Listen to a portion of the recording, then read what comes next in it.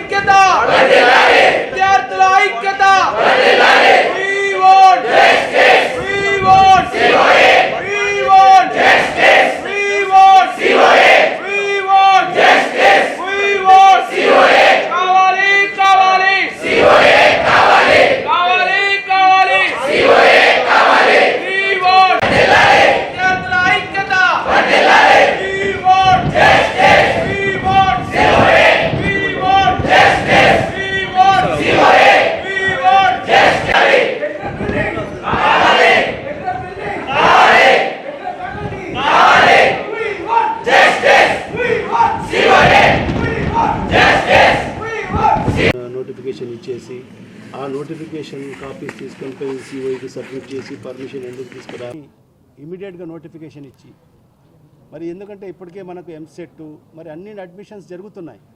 మరి అలాంటి పరిస్థితుల్లో ఈరోజు ఈ ఏడీ సెట్ నిర్వహించకపోవడం అనేది మరి యూనివర్సిటీకి ఫీడింగ్ వచ్చే పరిస్థితి ఉండదు.